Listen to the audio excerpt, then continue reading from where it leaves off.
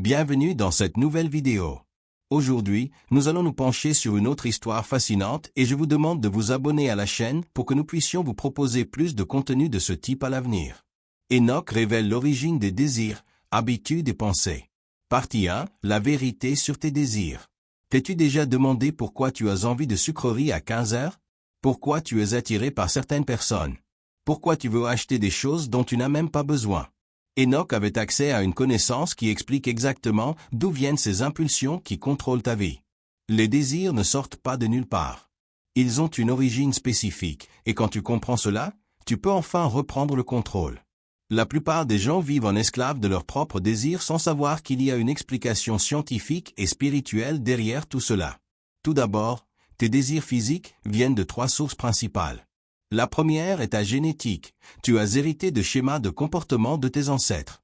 Cette envie de sucre peut venir de ton arrière-grand-père qui a survécu à une famine. Ton cerveau garde encore en mémoire que le sucre est synonyme de survie. La deuxième source est l'enfance. Entre 0 et 7 ans, ton subconscient a absorbé tout comme une éponge. Si ta mère te donnait à manger quand tu pleurais, ton cerveau a associé la nourriture au réconfort émotionnel. C'est pourquoi tu manges quand tu es triste, stressé ou anxieux. La troisième source est l'environnement actuel. Tu es bombardé de plus de 5000 stimuli publicitaires chaque jour. Chaque publicité est conçue par des psychologues pour déclencher des désirs spécifiques. Cette envie soudaine d'acheter quelque chose ne vient pas de toi. Elle a été implantée dans ton esprit. Mais il y a une quatrième source que peu connaissent, l'influence énergétique. Enoch enseignait qu'il existe des fréquences invisibles qui influencent tes désirs. Quand tu es dans des environnements à faible énergie remplis de disputes, de tristesse, de colère, tu ressens automatiquement le besoin de choses qui t'affaiblissent. Malbouffe, divertissement vide, relations toxiques. L'inverse est également vrai. Dans des environnements à haute énergie remplis de paix, d'amour, de gratitude, tu ressens naturellement le désir de choses qui t'élèvent, nourriture saine, savoir, relations constructives. Tes désirs sexuels suivent aussi ce schéma. Ce n'est pas juste une question d'hormones. C'est de la programmation. L'industrie du divertissement a découvert que le sexe fait vendre car il déclenche des instincts primitifs de survie. Chaque image sexuelle que tu vois modifie ta chimie cérébrale et crée de nouveaux schémas de désir. La pornographie, par exemple, n'est pas simplement du divertissement. C'est un reconditionnement neuronal. Chaque fois que tu en consommes, tu entraînes ton cerveau à désirer le fantasme plutôt que la connexion réelle. C'est pourquoi tant de gens ont des difficultés relationnelles aujourd'hui. Les désirs matériels fonctionnent de la même manière. Tu ne veux pas cette voiture, ce vêtement ou ce téléphone par hasard. Il y a une science derrière cela. Les entreprises étudient la psychologie comportementale pour créer des produits qui activent les centres de plaisir de ton cerveau. Elles utilisent des couleurs spécifiques, des formes qui rappellent des symboles primitifs, des textures qui éveillent la mémoire sensorielle. Ce besoin d'avoir le dernier produit est un désir fabriqué, pas naturel. Mais surtout, tes désirs spirituels ont eux aussi une origine. Ce vide que tu ressens parfois, cette recherche de quelque chose de plus grand, ce n'est pas de la dépression, c'est ton âme qui se souvient d'où elle vient. Enoch enseignait que nous sommes des êtres spirituels vivant une expérience physique temporaire. Quand tu es déconnecté du spirituel, tes désirs se déforment. Tu cherches dans le monde matériel ce qui ne peut être trouvé que dans le monde spirituel, la paix, le sens, l'amour inconditionnel. C'est pourquoi rien de matériel ne te satisfait pleinement. La société moderne est conçue pour te maintenir déconnecté du spirituel. Les médias, l'éducation, le travail, tout est axé sur le matériel. Ce n'est pas une coïncidence. Les personnes éveillées spirituellement sont plus difficiles à contrôler et manipuler. Pour reprendre le contrôle de tes désirs, il faut comprendre qu'ils sont comme des graines plantées dans ton esprit. Tu peux choisir quelles graines arroser et lesquelles laisser mourir.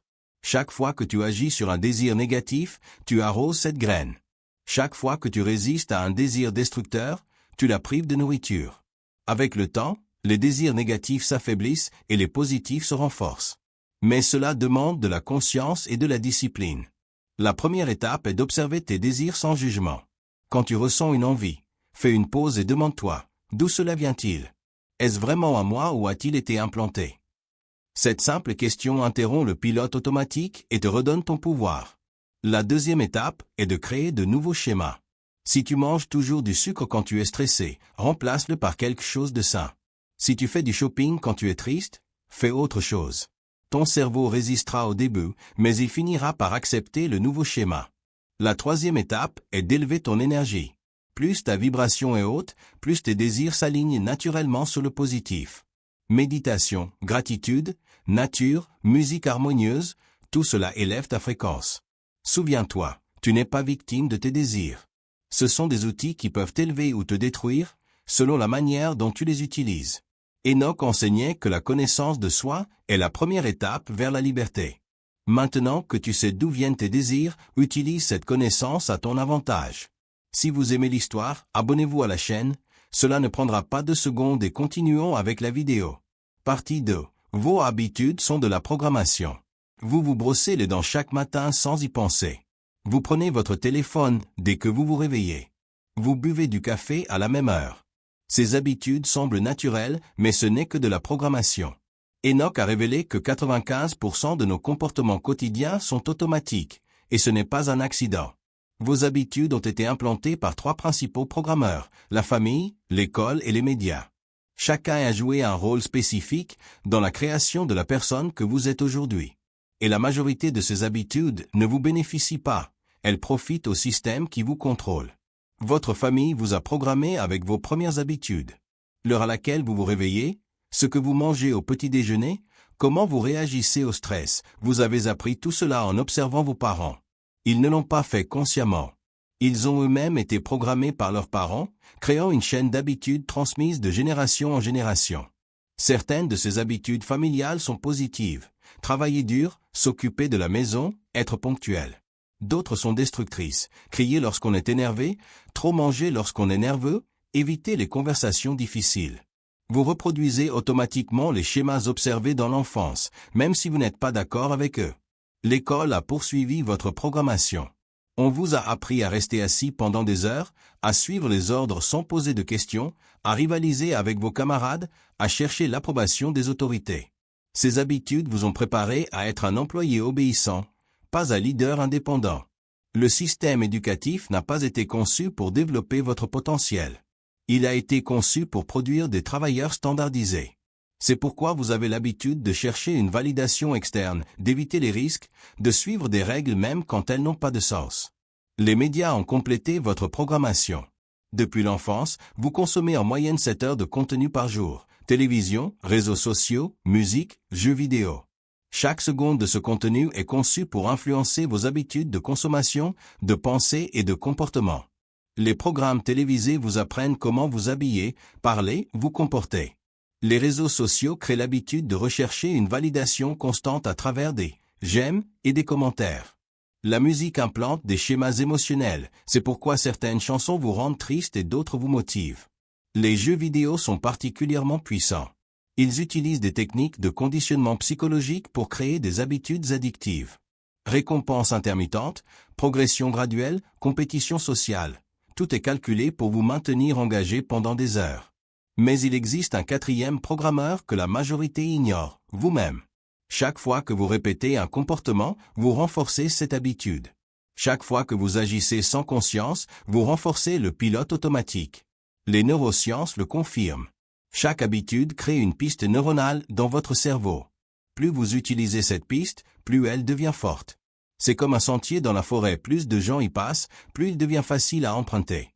Le problème, c'est que la plupart de vos habitudes ont été créées inconsciemment. Vous n'avez pas choisi de prendre votre téléphone chaque fois que vous vous ennuyez.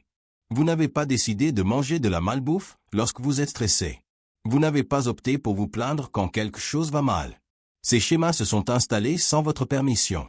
Les mauvaises habitudes sont particulièrement difficiles à briser car elles procurent des récompenses immédiates. Fumer soulage l'anxiété sur le moment. Manger sucré améliore l'humeur instantanément. Regarder la télévision distrait des problèmes. Votre cerveau interprète ces récompenses comme des bénéfices et veut répéter le comportement. Mais ces récompenses sont temporaires et coûteuses à long terme. La cigarette soulage l'anxiété pendant 20 minutes mais augmente le stress général. Le sucre améliore l'humeur pendant 30 minutes mais déséquilibre votre énergie. La télévision distrait pendant quelques heures mais ne résout aucun problème. Enoch a enseigné que les habitudes sont comme des rivières, il est difficile d'en changer le cours, mais c'est possible. Vous devez comprendre que toute habitude comporte 3 éléments, le déclencheur, la routine et la récompense. Pour changer une habitude, vous devez identifier ces 3 éléments.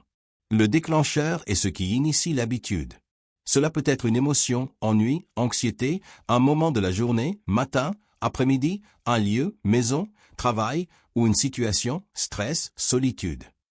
La routine est le comportement automatique qui suit le déclencheur. La récompense est ce que votre cerveau gagne avec ce comportement. Pour briser une mauvaise habitude, vous ne pouvez pas simplement arrêter. Vous devez la remplacer par quelque chose de mieux. Gardez le même déclencheur et la même récompense, mais changez la routine. Si vous mangez du sucré quand vous êtes stressé, remplacez-le par un fruit. Si vous prenez le téléphone quand vous vous ennuyez, remplacez-le par un livre. Pour créer une bonne habitude, elle doit être plus facile à adopter que la mauvaise. Vous voulez commencer à faire de l'exercice? Préparez vos vêtements de sport sur le lit. Vous voulez mieux manger? Mettez les fruits en évidence dans la cuisine. Vous voulez lire davantage? Gardez un livre dans votre sac. L'environnement est crucial. Vous êtes le produit de l'environnement dans lequel vous vivez.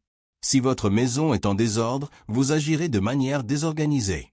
S'il y a de la malbouffe dans le frigo, vous mangerez mal.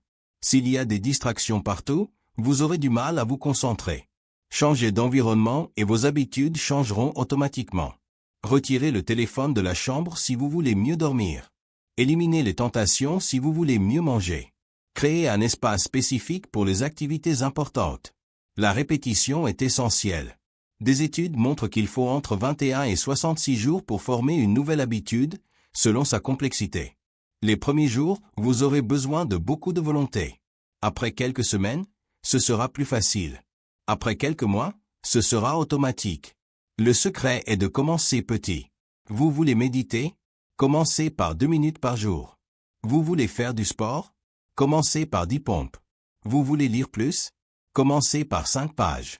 Les petites habitudes sont plus faciles à maintenir et grandissent naturellement. Rappelez-vous, vos habitudes actuelles ont créé votre vie actuelle. Si vous voulez une vie différente, vous avez besoin d'habitudes différentes. Il ne s'agit pas de volonté, il s'agit de systèmes. Créez des systèmes qui rendent les bonnes habitudes inévitables et les mauvaises impossibles. Si vous aimez l'histoire, abonnez-vous à la chaîne. Cela ne prendra pas 2 secondes et continuons avec la vidéo. Partie 3. L'origine secrète DEVOS pensée, 1000 mots. Vous pensez que vos pensées vous appartiennent, mais ce n'est pas le cas. Chaque seconde, 60 000 pensées traversent votre esprit, et moins de 5% d'entre elles sont vraiment originales. Le reste est de la programmation venant d'autres personnes, des souvenirs recyclés et des schémas mentaux dont vous ne savez même pas d'où ils viennent. Enoch a révélé qu'il existe 4 types de pensées, les vraies, les implantées, les automatiques et les envahissantes. Apprendre à les distinguer est crucial pour reprendre le contrôle de votre esprit et de votre vie. Les pensées vraies sont rares. Elles surgissent de votre essence, de votre intuition, de votre connexion à quelque chose de plus grand. Ce sont ces éclairs qui apparaissent de nulle part et qui donnent un sens à tout. Ces idées créatives que personne d'autre n'a eues. Ces solutions qui apparaissent quand vous arrêtez de forcer. Vous reconnaissez une vraie pensée parce qu'elle apporte paix, clarté et énergie positive. Elle ne génère ni anxiété ni doute. Elle est simplement là. Et lorsque vous agissez selon ces pensées, les choses coulent naturellement. Les pensées implantées sont les plus dangereuses car elles semblent être les vôtres. Elles viennent des médias, de la publicité, de l'éducation, de la famille et de la société. Depuis l'enfance, vous avez absorbé des milliers de croyances sur la façon dont vous devez penser, agir et vivre. Ces croyances sont devenues vos pensées automatiques. Je dois réussir pour être heureux. L'argent est difficile à gagner. Les relations sont compliquées. Je ne suis pas assez bon. Ces pensées semblent naturelles, mais elles ont été implantées par d'autres personnes qui les ont aussi reçues implantées. La publicité est particulièrement efficace dans ce domaine. Elle ne vend pas des produits, elle vend des pensées. Vous avez besoin de ceci pour être heureux. Sans cela, vous n'êtes pas complet. Tout ce qui compte l'en. Ces pensées s'installent dans votre esprit et génèrent des comportements de consommation. L'éducation implante aussi des pensées limitantes. Suivez les règles. Ne remettez pas en question les autorités. Il n'y a qu'une seule bonne façon de faire les choses. Vous avez besoin d'approbation pour avoir de la valeur. Ces pensées créent des adultes insécures et dépendants.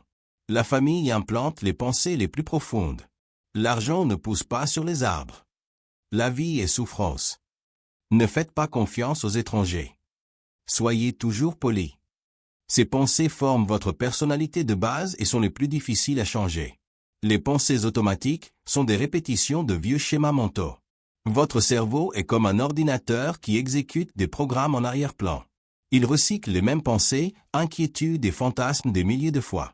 Avez-vous remarqué que vous pensez aux mêmes choses chaque jour? Vous inquiétez des mêmes problèmes? Vous avez les mêmes fantasmes? Vous critiquez les mêmes personnes?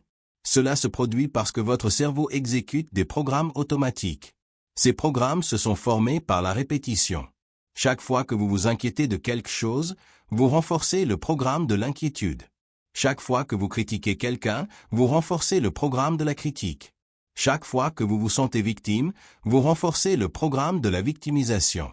La bonne nouvelle est que vous pouvez installer de nouveaux programmes.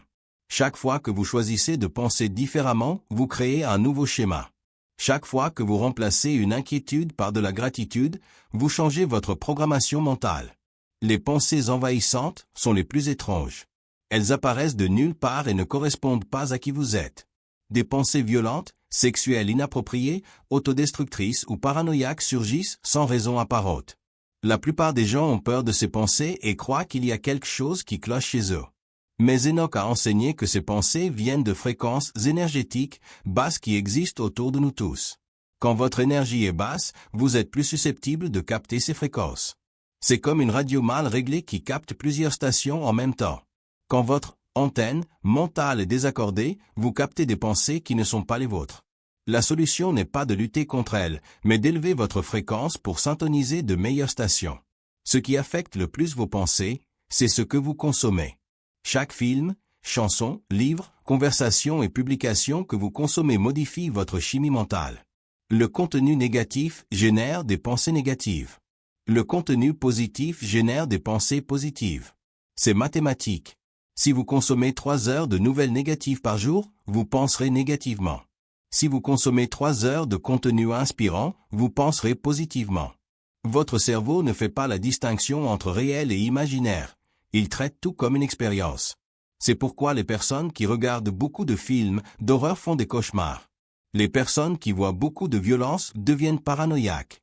Les personnes qui consomment beaucoup de drames deviennent dramatiques. Vous devenez ce que vous nourrissez dans votre esprit. L'environnement physique affecte aussi vos pensées. Les endroits désordonnés génèrent des pensées confuses. Les endroits propres génèrent des pensées claires. Les endroits sombres génèrent des pensées lourdes. Les endroits lumineux génèrent des pensées légères.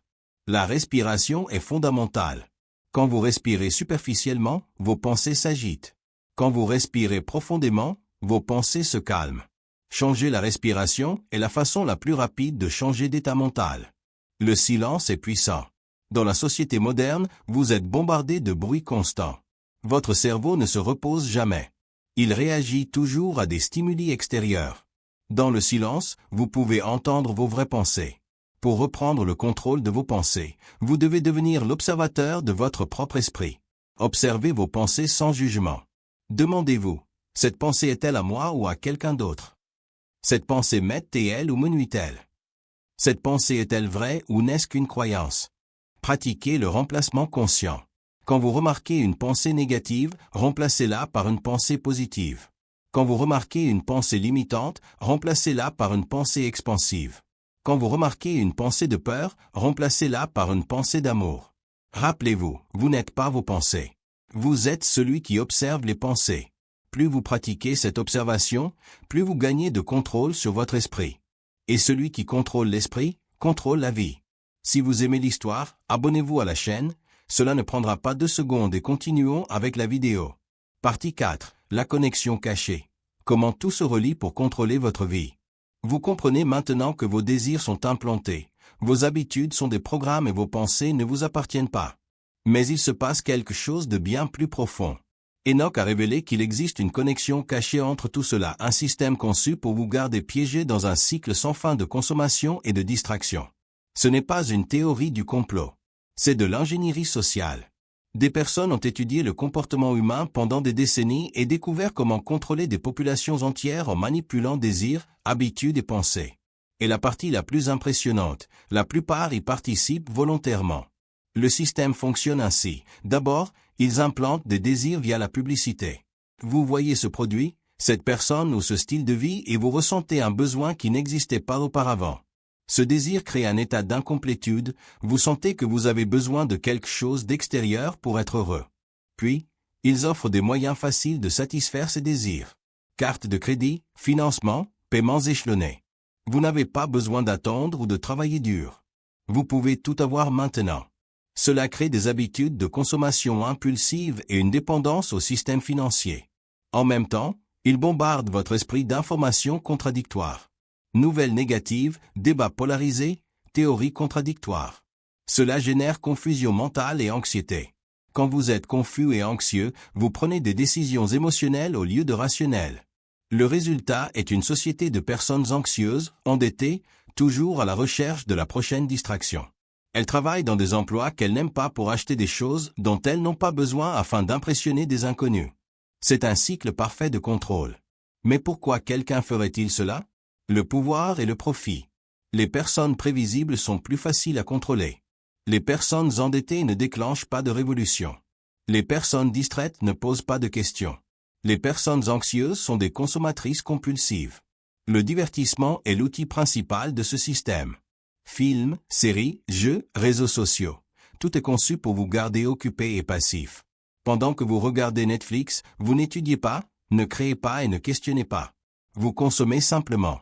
Chaque série que vous regardez implante des valeurs, des croyances et des comportements. Chaque jeu auquel vous jouez entraîne votre esprit à chercher des récompenses rapides.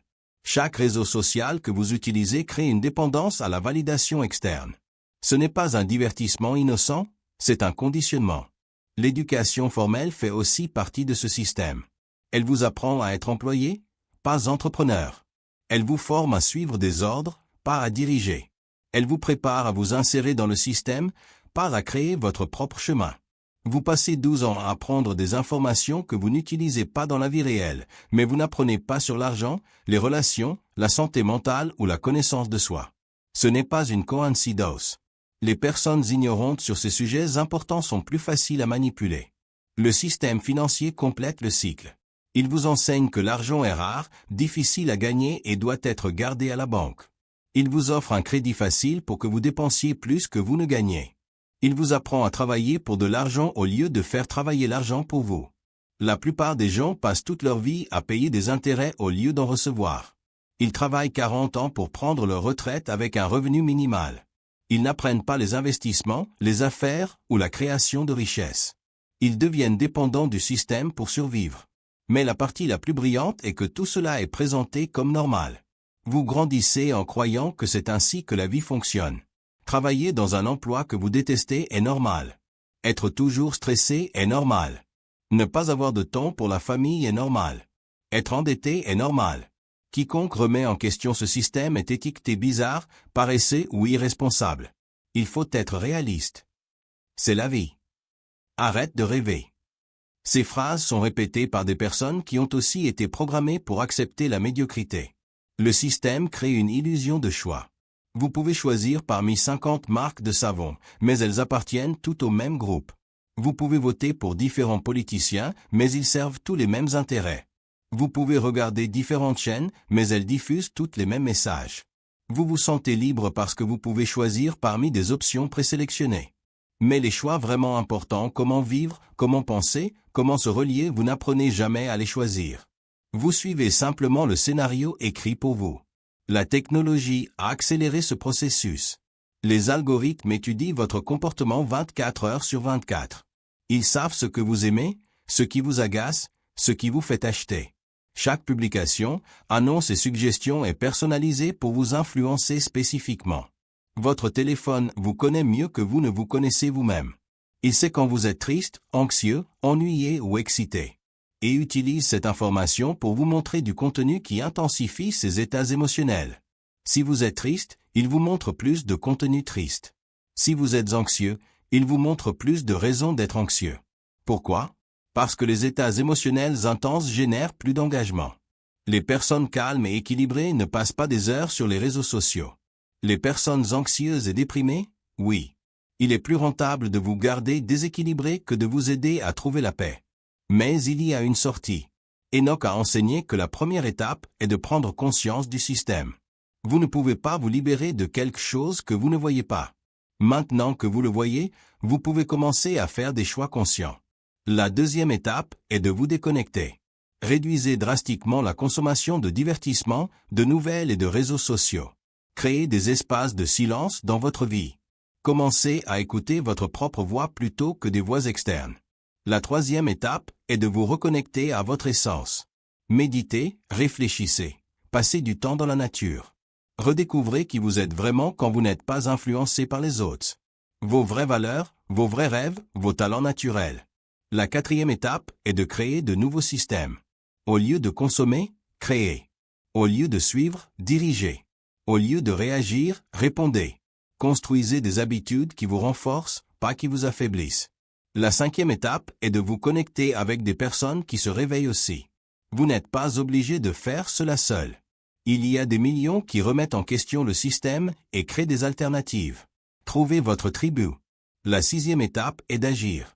Le savoir sans action n'est qu'un divertissement intellectuel. Vous devez appliquer ce que vous avez appris. Commencez petit, mais commencez. Chaque petit changement crée un effet domino. Rappelez-vous, le système ne fonctionne que si vous y participez. Il dépend de votre énergie, votre attention et votre obéissance. Quand vous retirez cela, il perd son pouvoir sur vous. Vous devenez libre de créer votre propre vie. La liberté n'est pas une destination, c'est un processus. Chaque jour, vous choisissez d'être contrôlé ou libre. De suivre le scénario ou d'écrire votre propre histoire. De vivre la vie des autres ou la vôtre. Enoch nous a montré que nous sommes bien plus puissants que nous l'imaginons. Mais ce pouvoir ne se manifeste que lorsque nous cessons de le donner aux autres. Lorsque nous prenons la pleine responsabilité de nos vies. Lorsque nous cessons d'être des victimes et devenons des créateurs. Le moment est venu. Pas demain, pas la semaine prochaine, pas l'année prochaine. Maintenant. Votre vie vous attend pour que vous vous réveilliez et preniez le contrôle. Cessez de vivre en pilote automatique. Devenez le pilote de votre propre vie. Si vous aimez la vidéo, abonnez-vous à la chaîne, laissez votre like et partagez-la.